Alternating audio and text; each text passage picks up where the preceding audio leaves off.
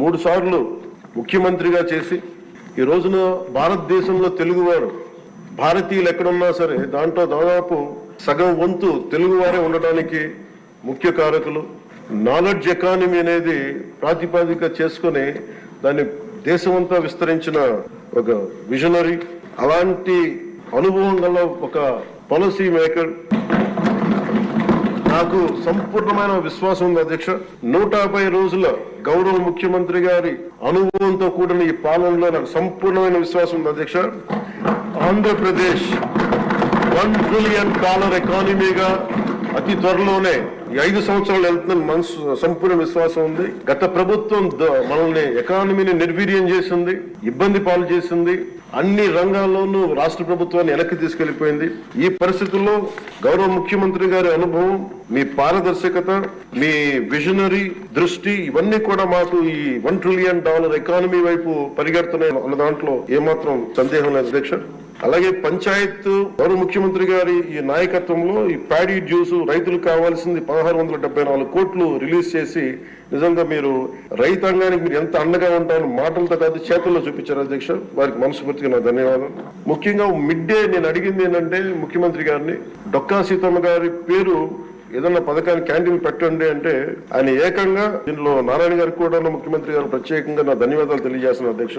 మధ్యాహ్న భోజన పథకాన్ని విద్యార్థులు మధ్యాహ్న మిడ్ డే మీల్ స్కీమ్ కి డొక్కా సీతమ్మ గారి పేరు పెట్టడం మనస్ఫూర్తిగా వారి చేతులెత్తి నేను నా మనస్ఫూర్తి గారికి కృతజ్ఞతలు తెలియజేస్తున్నాను అధ్యక్ష.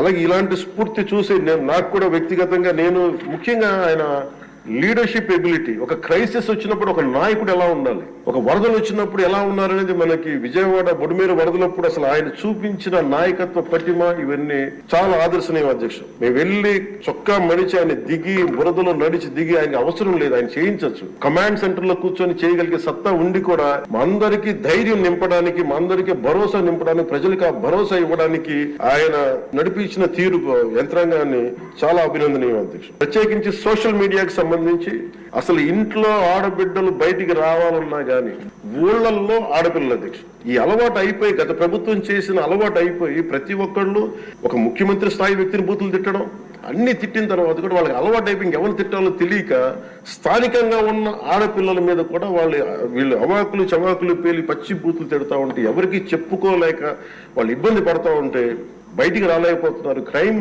మైండ్ సెట్ పెరిగిపోయింది, క్రిమినాలిటీ పెరిగిపోయింది. ఇలాంటి సమయంలో ఆయన ఉక్కుపాదంతో సోషల్ మీడియా యాక్టివిస్టులు అనే పేరు చెప్పుకొని గుండాలకి, రౌడీలకి ఆయన తీసుకున్న చర్యలు, హోంమంత్రి అనిత గారు తీసుకున్న చర్యలు చాలా బలమైన అభినందనలు. ఇదే కొనసాగాలని కోరుకున్నాను అధ్యక్ష. This should be a continuity of the our entire governance. మన అడ్మినిస్ట్రేటివ్ లో ఒక భాగం అవ్వాలి అధ్యక్ష. మనస్ఫూర్తిగా వారికి నా ధన్యవాదాలు తెలియజేసుకుంటూ గౌరవ ముఖ్యమంత్రి గారికి నేను మాటిస్తున్నాను, మేము చేయాల్సిన పనులు ఎప్పటికప్పుడు మీరు మాకు ఆదేశాలు ఇవ్వండి సార్. మాకు ఏ శాఖ అయితే తీసుకున్నామో ఆ శాఖల్ని సమర్థవంతంగా వారి విజన్ కి తగ్గట్టుగా పనిచేయడం అధ్యక్ష. ఇవన్నీ కూడా మేము ఆయన ఏ కళనైతే కన్నారో ఆ కళ నెరవేర్చడానికి, పూర్తి చేయడానికి మేము అందరం సంసిద్ధంగా ఉన్నామని తెలియజేసుకుంటూ, మీరు 5 సంవత్సరాలు కాదు గౌరవ ముఖ్యమంత్రి గారు తెలియజేసిన అధ్యక్ష, మీరు ఇంకొక దశాబ్దం కూడా ఈ రాష్ట్రానికి ముఖ్యమంత్రిగా కొనసాగుతూ ఉంటామని తెలియజేస్తున్నారు.